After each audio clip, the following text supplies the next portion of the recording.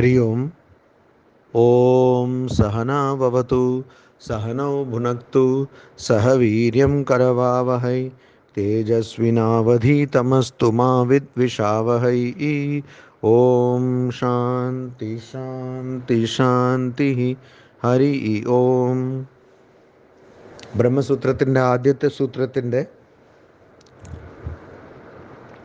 ഭഗവത്പാദ് ശങ്കരാചാര്യദേവൻ നൽകിയിട്ടുള്ള ഭാഷ്യം വ്യാഖ്യാനത്തിന് കണ്ടുകൊണ്ടിരുന്നു. അഥാതോ ബ്രഹ്മജിജ്ഞാസ, ഇതാണ് ആദ്യത്തെ സൂത്രം. അതിൽ അഥ എന്ന് പറഞ്ഞാൽ ആനന്തര്യം എന്നാണ് അർത്ഥം. അതായത് സാധന ചതുഷ്ടയ എന്ന് പറയപ്പെടുന്ന 4 ഗുണങ്ങൾ അത് കിട്ടിയതിന് ശേഷം വിവേക, വൈരാഗ്യ, ക്ഷമ, ദമ, ഉപരതി, തിതീക്ഷ, സമാധാന, ശ്രദ്ധ, പിന്നെ മുമുക്ഷുത്വം, ഈ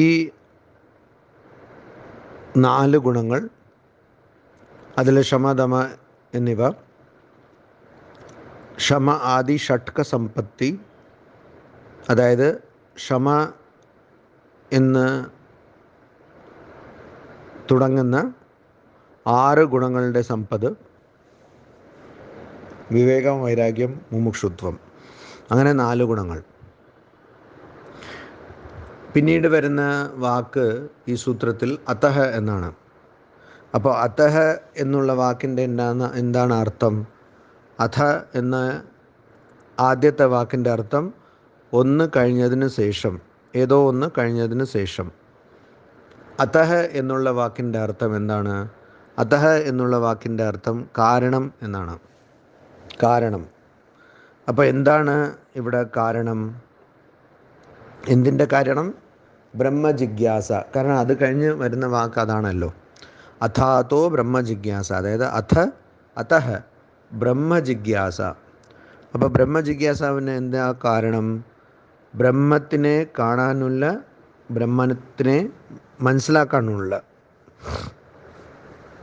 അറിയാനുള്ള ആഗ്രഹം. അതിൻ്റെ കാരണം എന്താണ്? അപ്പോൾ പറയുന്നു, വേദങ്ങളിൽ പറഞ്ഞിട്ടുണ്ട്,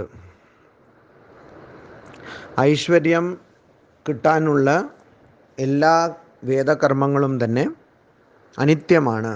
അതിന് ഒരു ശാശ്വത നിലനിൽപ്പ് ഇല്ല, അനിത്യമാണ്. അതുപോലെ തന്നെ ഗീതയിലും പറഞ്ഞിട്ടുണ്ട്, ക്ഷീണേ പുണ്യേ മർത്യലോകം വിശന്തി. ഈ ലോകത്തിൽ പുണ്യകർമ്മങ്ങൾ ചെയ്ത് പുണ്യം കിട്ടി പിന്നെ മറ്റ് ലോകങ്ങളിൽ പോയി ഇരിക്കാൻ ഒരു അവസരം കിട്ടിയാലും അവിടുന്ന് മോക്ഷത്തിലേക്ക് ശ്രമിച്ചില്ലെങ്കിൽ, മോക്ഷം കിട്ടാനായി ശ്രമിച്ചില്ലെങ്കിൽ വീണ്ടും ഇവിടെ ജനിക്കേണ്ടി വരും. അതാണ് ക്ഷീണേ പുണ്യ. അതായത് ആ പുണ്യകർമ്മത്തിൻ്റെ ഫലം അത് എത്രയാണോ അതുള്ളവരെ ആ സ്വർഗമാണെങ്കിൽ സ്വർഗത്തിൽ ഇരിക്കാൻ പറ്റുള്ളൂ. ആ ഫലം തീർന്നു പോയാൽ, ക്ഷീണേ പുണ്യ, ആ പുണ്യം തീർന്നു പോയാൽ പിന്നെ വീണ്ടും ജനിക്കേണ്ടി വരും. അപ്പോൾ അതുകൊണ്ട് വേദങ്ങളിൽ പറഞ്ഞിട്ടുള്ള കർമ്മങ്ങൾ എല്ലാം തന്നെ, അതിൻ്റെ ഫലങ്ങളെല്ലാം തന്നെ, അതിൻ്റെ ഫലങ്ങളെല്ലാം തന്നെ അനിത്യമാണ്.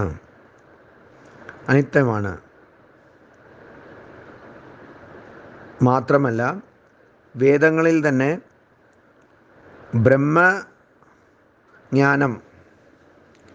കൊണ്ട് ചരമപുരുഷാർത്ഥമായ മുമുക്ഷുത്വം ലഭിക്കാം എന്നുള്ളത് പറഞ്ഞിരിക്കുന്നു. ബ്രഹ്മവിദാപ്നോതി പരം, തൈത്രീയ ഉപനിഷത്തിൻ്റെ ഉദാഹരണം കൊടുത്ത് അത് ഉദ്ധരിച്ചിട്ട് കൊണ്ട് ഇവിടെ ശങ്കരാചാര്യദേവൻ പറയുന്നു. അതായത് ബ്രഹ്മജ്ഞാനം കിട്ടിക്കൊണ്ട് തന്നെ നമുക്ക് മോക്ഷം, ചരമപുരുഷാർത്ഥമായ മോക്ഷം നമുക്ക് കിട്ടും. അതുകൊണ്ട്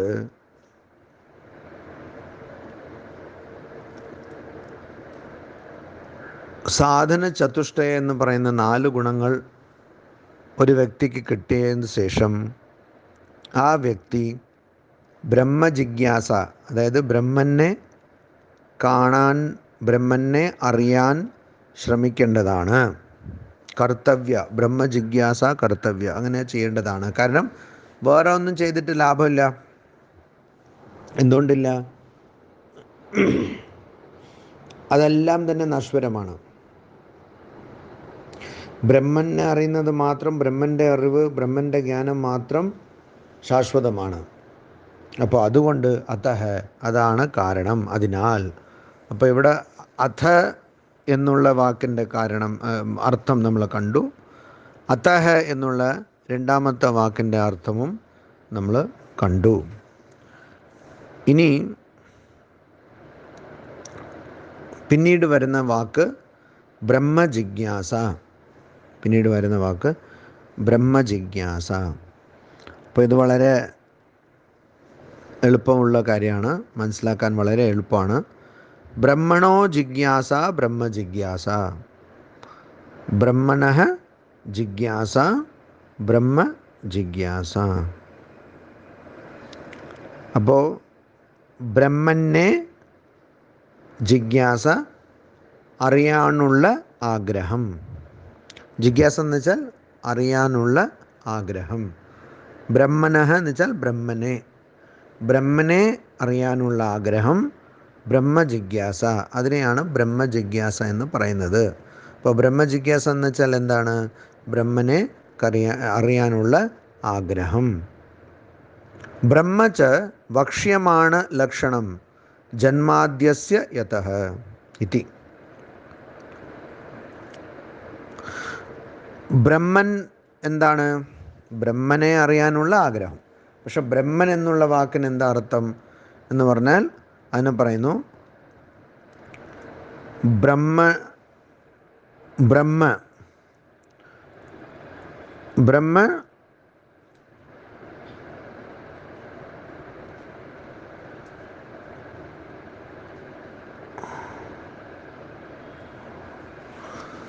വക്ഷ്യമാണ് ലക്ഷണം. വക്ഷ്യമാണ് ലക്ഷണം, പറയാൻ പോകുന്ന കാര്യമാണ്. ബ്രഹ്മ എന്ന് പറഞ്ഞാൽ പറയാൻ പോകുന്ന കാര്യമാണ്. എന്താണ് പറയാൻ പോകുന്ന കാര്യം? ജന്മാദ്യസ്യ യതഃ ഇതി എന്ന്. ജന്മാദ്യസ്യ യതഃ എന്ന് പറയാൻ പോകുന്നു. അതെന്താണ് ജന്മാദ്യസ്യ യതഃ? അതാണ് ബ്രഹ്മസൂത്രത്തിൻ്റെ രണ്ടാമത്തെ സൂത്രം. അതാണ് ബ്രഹ്മസൂത്രത്തിൻ്റെ രണ്ടാമത്തെ സൂത്രം. ജന്മാദ്യസ്യ യതഃ, അതായത് ജന്മ ആദി, ജന്മ ആദി അസ്യ യതഃ, ജന്മാദ്യസ്യ യതഃ, ജന്മ ആദി. അപ്പോൾ ജന്മ ആദി എന്ന് വെച്ചാൽ എന്താണ്? ഏതൊരു ജീവനും 6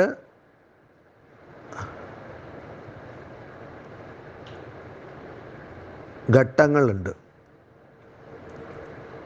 അപ്പോൾ വേദങ്ങളിൽ വരുന്ന വാക്കുകൾ അത് സാധാരണ രീതിയിൽ ഉപയോഗിക്കുന്ന സംസ്കൃത വാക്കുകളല്ല. അതിന് സാധാരണ പൊതുവെ നമ്മൾ വാക്കിന് കാണുന്ന അർത്ഥമല്ല വേദങ്ങളിൽ വരുന്ന വാക്കിൻ്റെ അർത്ഥങ്ങൾ. അപ്പോൾ വ്യവഹാരിക സംസ്കൃത, അതായത് പൊതുവെ നമ്മൾ ഉപയോഗിക്കുന്ന സംസ്കൃതം, പ്രയോഗിക്കുന്ന സംസ്കൃതം, അതാണ് വ്യവഹാരിക സംസ്കൃതം. ആ സംസ്കൃതത്തിന് ഉള്ള നിഘണ്ടു, അതിനെ നിഘണ്ടു എന്ന് തന്നെ പറയും സംസ്കൃതത്തിൽ. പക്ഷെ വേദങ്ങളിൽ വരുന്ന വാക്കുകളിൻ്റെ അർത്ഥം പറയുന്ന നിഘണ്ടു, അതിന് നിരുക്തം എന്നാണ് പേര്, നിരുക്തം. അപ്പോൾ നമുക്ക് ലഭിക്കുന്ന അവസാനത്തെ നിരുക്തം യാസ്ക എന്നുള്ള ഒരു മുനി എഴുതിയതാണ്. ഈ യാസ്ക മുനി പറയുന്നു, എന്തെല്ലാം ജനിക്കുന്നോ അതിന് 6 ഘട്ടങ്ങളുണ്ടാവും. 6 ഘട്ടങ്ങൾ. ഷഡ് വികാരാഹ. 6 ഘട്ടങ്ങൾ. അതിനെ വികാരാഹ എന്ന് പറയുന്നു. വികാര മലയാളത്തിൽ പറയുന്ന വികാരമല്ല. അപ്പോൾ മാറ്റങ്ങൾ, 6 മാറ്റങ്ങൾ വരുന്നുണ്ട്. എന്താണ് ഈ 6 മാറ്റങ്ങൾ? ജന്മ, ജായത്തെ, അതായത് ജനിക്കുന്നു. പിന്നെ അസ്ഥി, അതിനൊരു അത് നിലവിൽ വരുന്നു, അതിനൊരു നിലനിൽപ്പുണ്ടാവുന്നു. അസ്ഥി, ജായത്തെ അസ്ഥി. വർദ്ധത്തെ, അത് വർദ്ധിക്കുന്നു. വിപരിണമത്തെ, അതിൽ മാറ്റങ്ങൾ ഉണ്ടാവുന്നു. അപ്പോൾ ഒരു കൊച്ചു ജനിച്ചു എന്ന് വെച്ചാൽ ആദ്യം ജനിക്കുന്നു, പിന്നെ ആ കൊച്ചിനൊരു നിലനിൽപ്പുണ്ടാവുന്നു. ഇതെന്തിനാണ് ഇങ്ങനെ പറഞ്ഞിട്ടുള്ളത്? കാരണം ഒരു കൊച്ച് ജനിച്ചാൽ മൃതമായി ജനിക്കാം, മരിച്ച് ജനിക്കാം, മൃതദേഹമായിരിക്കും. അപ്പോൾ ജനനമുണ്ടായി, പക്ഷേ ആ ജീവന് അവിടെ ഒരു നിലനിൽപ്പുണ്ടായില്ല. അപ്പോൾ അസ്ഥി ഇല്ല, അതായത് അതിനൊരു നിലനിൽപ്പ് ആ കൊച്ച് ഉണ്ട് എന്ന് പറയാൻ പറ്റില്ല.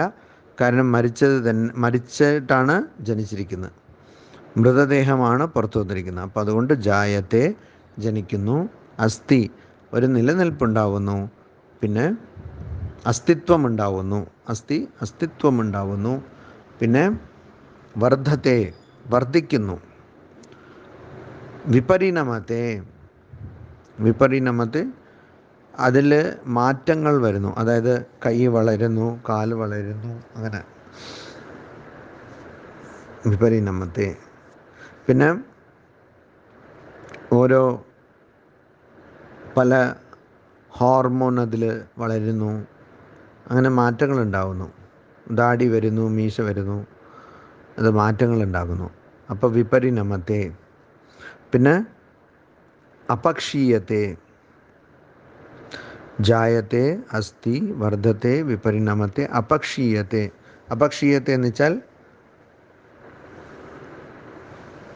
അവിടെ ആ ജീവന് ഓരോ അംഗങ്ങളും അതിന് വാർദ്ധക്യമുണ്ടാകുന്നു, അത് പ്രായം കൊണ്ടത് വെറുതെ അതിന് ക്ഷയമുണ്ടാവുന്നു,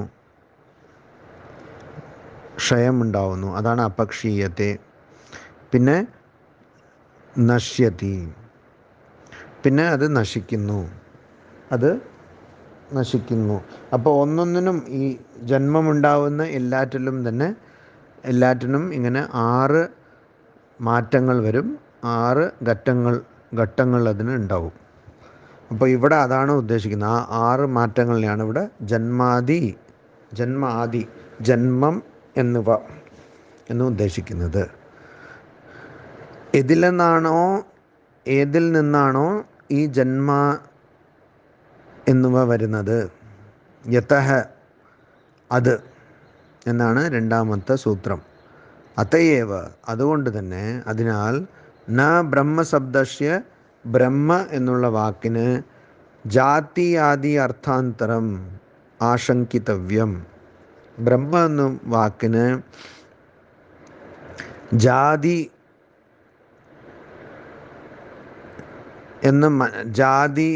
എന്ന് മറ്റ് അർത്ഥങ്ങൾ ആശങ്കിതവ്യം കൽപ്പിക്കാൻ പറ്റില്ല, കൽപ്പിക്കാൻ പാടില്ല. എന്താണ്? അപ്പോൾ ബ്രഹ്മ എന്ന് പറഞ്ഞാൽ ബ്രാഹ്മണൻ എന്നുള്ള അർത്ഥത്തിലും ഉപയോഗിക്കാം, പക്ഷെ ഇവിടെ ആ അർത്ഥമല്ല ഉദ്ദേശിക്കുന്നത്. എന്തുകൊണ്ട്? കാരണം ബ്രഹ്മച വക്ഷ്യമാണ് ലക്ഷണം ജന്മാദ്യസ്യ യതഃ. ബ്രഹ്മ എന്നുള്ള വാക്കിന് എന്താ അർത്ഥം?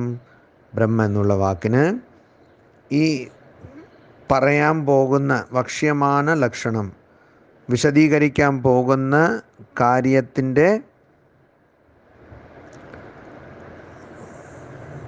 ലക്ഷണം, അതാണ് വിശദീകരിക്കാൻ പോകുന്നത് രണ്ടാമത്തെ സൂത്രത്തിൽ എന്താണ്? ജന്മാദ്യസ്യ യതഃ, എന്തിൽ നിന്നാണോ ജന്മം എന്നിവ സംഭവിക്കുന്നത്. അപ്പോൾ അതെന്താണ്? അതാണ് ബ്രഹ്മ, അതാണ് ബ്രഹ്മൻ. അതായത് പരമതത്വമാണ് ബ്രഹ്മ. അപ്പോൾ അതുകൊണ്ട് തന്നെ അതയേവ, അതിനാൽ ന ബ്രഹ്മശബ്ദസ്യ, ബ്രഹ്മ എന്നുള്ള വാക്കിൻ്റെ ജാതി ആദി അർത്ഥാന്തരം ആശങ്കിതവ്യം, വാക്കിലെ ജാതി അല്ലെങ്കിൽ മറ്റ് അർത്ഥങ്ങൾ അവിടെ കൽപ്പിക്കാൻ പറ്റില്ല എന്നാണ് പറയുന്നത്. അപ്പോൾ അതിൻ്റെ അർത്ഥം തത്വം എന്ന് മാത്രമാണ്. ബ്രഹ്മം എന്നുള്ളതിൻ്റെ അർത്ഥം പരമതത്വം മാത്രമാണ്. അവിടെ ബ്രാഹ്മണൻ, അങ്ങനെ ക്ഷത്രിയൻ, അങ്ങനത്തെ ജാതികളല്ല ഉദ്ദേശിക്കുന്നത് എന്നാണ് ഇവിടെ പറയുന്നത്. അപ്പോൾ ഇവിടെ വേറൊരു കാര്യം പറയുന്നു. ബ്രഹ്മണ ഇതി കർമ്മണി ഷഷ്ടി ന ശേഷേ ജിജ്ഞാസസ്യ അപേക്ഷത്വാത് ജിജ്ഞാസായാഹ ജിജ്ഞാസസ്യ അന്തരാനിർദ്ദേശാച്ച. ബ്രഹ്മണ ഇതി കർമ്മണി ഷഷ്ടി, സംസ്കൃതത്തിൽ ഷഷ്ടി വിഭക്തി, ആറാമത്തെ വിഭക്തി, അത് കർമ്മ, അതായത് ഓബ്ജക്റ്റ്, കർമ്മ എന്തിനെ കുറിച്ചാണോ പറയുന്നത് അത് കർമ്മ. അപ്പോൾ ബ്രഹ്മണ ഇതി കർമ്മണി ഷഷ്ടി, ബ്രഹ്മനുടെ എന്ന് പറയുമ്പോൾ അത് ബ്രഹ്മൻ അതിലൊരു വിഷയമായിട്ടാണ് വരുന്നത്. ബ്രഹ്മൻ അതിലൊരു വിഷയമായിട്ടാണ് വരുന്നത്. അങ്ങനെ പറയുമ്പോൾ, അങ്ങനത്തെ പ്രയോഗത്തിൽ ബ്രഹ്മൻ ഒരു വിഷയമായിട്ടാണ് വരുന്നത്. ബ്രഹ്മനുടെ, ബ്രഹ്മണഃ. അപ്പോൾ ബ്രഹ്മണഃ ഇതി കർമ്മണി ഷഷ്ടി, ഭാഷ്യത്തിൽ ബ്രഹ്മണഃ വിസർഗം പോകുകയാണ് സന്ധിയിൽ വരുമ്പോൾ. അപ്പോൾ ബ്രഹ്മണ ഇതി എന്ന് വരും. ബ്രഹ്മണഃ ഇതി കർമ്മണി ഷഷ്ടി, അത് ബ്രഹ്മ എന്നുള്ളത് വ്യാകരണത്തിൽ കർമ്മമായതുകൊണ്ട് അത് ഷഷ്ടി വിഭക്തിയിൽ വരും. ന ശേഷേ, അത് അവസാനമായി നിൽക്കുന്ന ഒരു അവശിഷ്ടമായി നിൽക്കുന്ന ഒരു സംബന്ധമല്ല. എന്ത്? ബ്രഹ്മണഃ എന്ന് പറഞ്ഞാൽ ബ്രഹ്മനുടെ. അപ്പോൾ അത് ഒരു വിഷയമായി വരും. അല്ലാതെ വേറെ എല്ലാം കഴിഞ്ഞിട്ട് അവശേഷിക്കുന്ന എന്നുള്ള അർത്ഥത്തിൽ വരില്ല. ജിജ്ഞാസസ്യ അപേക്ഷത്വാത് ജിജ്ഞാസായ. എന്തുകൊണ്ടാണ് അങ്ങനെ? കാരണം അത് കഴിഞ്ഞു വരുന്ന വാക്ക് ജിജ്ഞാസ എന്നാണ്. ജിജ്ഞാസ എന്ന് വെച്ചാൽ എന്താണ്? ജിജ്ഞാസ എന്ന് വെച്ചാൽ അറിയാനുള്ള ആഗ്രഹം എന്നാണ്.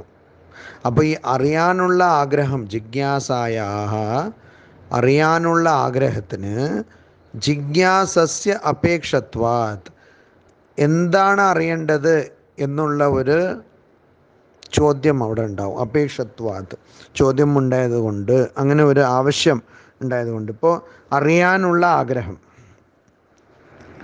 ജിജ്ഞാസ. അപ്പോൾ അവിടെ ഒരു ചോദ്യം വരുമല്ലോ, എന്താണ് അറിയേണ്ടത്, എന്തിനെ അറിയാനുള്ള ആഗ്രഹമാണ്. അപ്പോൾ അവിടെ ബ്രഹ്മജിജ്ഞാസ. അപ്പോൾ ബ്രഹ്മജിജ്ഞാസ, ബ്രഹ്മണഃ ജിജ്ഞാസ, അതായത് ബ്രഹ്മനെ അറിയാനുള്ള ആഗ്രഹം എന്ന് വരും. ബ്രഹ്മനെ അറിയാനുള്ള ആഗ്രഹം എന്ന് പറയുന്നത്. അപ്പോൾ ബ്രഹ്മജിജ്ഞാസ എന്ന് വെച്ചാൽ ബ്രഹ്മനെ അറിയാം. അപ്പോൾ അവിടെ അത് അവശേഷിക്കുന്ന അർത്ഥത്തിലല്ല ആ വാക്ക് അവിടെ, ബ്രഹ്മ എന്നുള്ള വാക്ക് അവിടെ വരുന്നത്. മറിച്ച് അത് ഒരു കർമ്മ വിഭക്തിയായി, അതായത് ഷഷ്ടി വിഭക്തിയായി ഒരു വിഷയമായിട്ടാണ് വരുന്നത്. അതായത് ബ്രഹ്മനുടെ ജിജ്ഞാസ, ബ്രഹ്മനെ അറിയാനുള്ള ആഗ്രഹം. അപ്പോൾ അങ്ങനെയാണ് പറയുന്നത്. മാത്രമല്ല ജിജ്ഞാസ്യ അനിർദ്ദേശാച്ച, മാത്രമല്ല, ഇനി ബ്രഹ്മനെ അറിയാനുള്ള ആഗ്രഹമല്ല എന്നുണ്ടായിരുന്നെങ്കിൽ, അങ്ങനെയായിരുന്നെങ്കിൽ അപ്പോൾ ആ സൂത്രത്തിൽ വേറെ എന്തെങ്കിലും പറഞ്ഞിട്ടുണ്ടാവുമല്ലോ, അതിനെ അറിയാനുള്ള ആഗ്രഹമാണെന്ന്. പക്ഷെ വേറെ ഒന്നും തന്നെ ജിജ്ഞാസ്യ അന്തര, വേറെ അന്തരം വെച്ചാൽ വേറെ മറ്റൊന്ന്, ജിജ്ഞാസ്യ അറിയാനുള്ളത്, മറ്റൊന്നും അറിയാനുള്ളതായിട്ട് ആ നിർദ്ദേശാച്ച, അതിനൊരു നിർദ്ദേശവും അങ്ങനെ ഒരു ഉപദേശവും ഇവിടെ ഈ സൂത്രത്തിൽ നമ്മൾ കാണുന്നില്ല. ഇവിടെ ബ്രഹ്മജിജ്ഞാസ എന്ന് മാത്രമേ പറയുന്നുള്ളൂ, വേറെ ഒന്നും വരുന്നില്ല. അപ്പോൾ ബ്രഹ്മജിജ്ഞാസ, അതിൽ ജിജ്ഞാസാവിന് ബ്രഹ്മനുടെ ജിജ്ഞാസ, ബ്രഹ്മനെ അറിയാനുള്ള ആഗ്രഹം എന്ന് വന്നില്ലെങ്കിൽ, അങ്ങനെയല്ല എന്ന് വെച്ചാൽ വേറെ എന്തെങ്കിലും ആ സൂത്രത്തിൽ ഉണ്ടാവണം. പക്ഷെ ആ സൂത്രത്തിൽ വേറെ ഒന്നുമില്ല. അതുകൊണ്ട് തന്നെ ഈ സൂത്രത്തിൽ വേറെ ഒരു വാക്കില്ലാത്തത് കൊണ്ട് നമ്മളത് ബ്രഹ്മനുടെ ജിജ്ഞാസ എന്ന് തന്നെ എടുക്കണം എന്നാണ് പറയുന്നത്. ഓം ശാന്തി ശാന്തി ശാന്തി. ഹരി ഓം തത്സത്. ശ്രീരാമകൃഷ്ണാർപ്പണമസ്തു.